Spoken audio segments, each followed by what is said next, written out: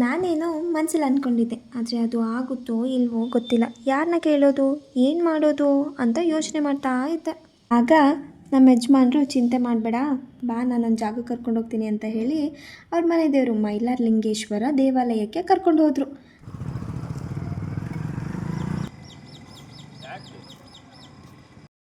ಅಲ್ಲಿ ಹಲವಾರು ಗಾತ್ರದ ಕಲ್ಲುಗಳಿರೋ ಒಂದು ಜಾಗ ಇದೆ. ಅದನ್ನು ಗುಡಿಗಲ್ಲು ಅಂತ ಕರೀತಾರೆ.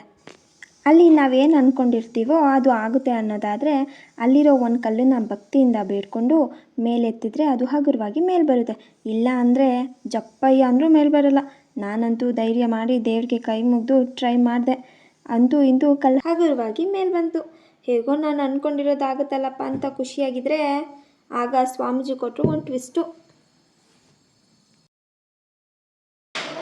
ಈಗ ನೀನೇನು ಮನಸ್ಸಿನಲ್ಲಿ ಅಂದ್ಕೊಂಡು ಆ ಮಾತು ನಾನು ಅಂದ್ಕೊಂಡದ್ದನ್ನು ಕೊಡ್ತೀನಂದರೆ, ಈ ಸರ್ತಿ ಏನು ಬರಬೇಡಪ್ಪ ಅಂತಂದರೆ ಅಲ್ಲೇ ಬಾತ್ರೂಮ್ ಕುತ್ಕೊಂಬಿಡಿ, ಎದ್ದೇಳೇ ಬಾರ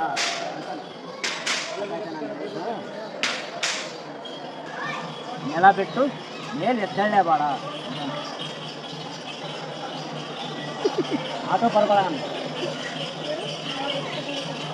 ಅಷ್ಟು ನೆಲ ಬಿಟ್ಟು ಎದ್ದೇಳೇ ಬೇಡ.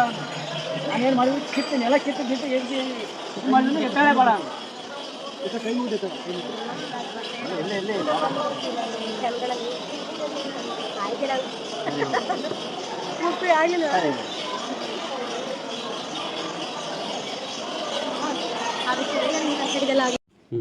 ಆವಾಗಲೇ ನಾನು ಅಂದ್ಕೊಂಡಂಗೆ ಆಯಿತು. ನನಗಂತೂ ಫುಲ್ ಖುಷಿ ಆಯಿತು. ದೇವ್ರ ಪವಾಡನ ಕಣ್ಣಾರೆ ಕಂಡು ಆಶ್ಚರ್ಯಗೊಂಡು ಮನೆಯವರೆಲ್ಲ ದೇವ್ರ ದರ್ಶನ ಮಾಡಿ ವಾಪಸ್ ಬಂದ್ವಿ. ಹಾಗಾದರೆ ಈ ಜಾಗ ಎಲ್ಲಿದೆ ಅಂತ ಯೋಚನೆ ಮಾಡ್ತಾ ಇದ್ದೀರಾ? ಇದಿರೋದು ವಿಜಯನಗರ ಜಿಲ್ಲೆ ಹೂವಿನಡಗಲಿ ತಾಲೂಕು, ತುಂಗಭದ್ರಾ ನದಿ ದಂಡೆ ಮೇಲೆ. ನೀವು ಒಂದ್ಸಲ ದೇವಸ್ಥಾನಕ್ಕೆ ಹೋಗಿ ಈ ಪವಾಡನ ಸ್ವತಃ ನೋಡಿ ದೇವರ ದರ್ಶನ ಮಾಡ್ಕೊಂಡು ಬನ್ನಿ.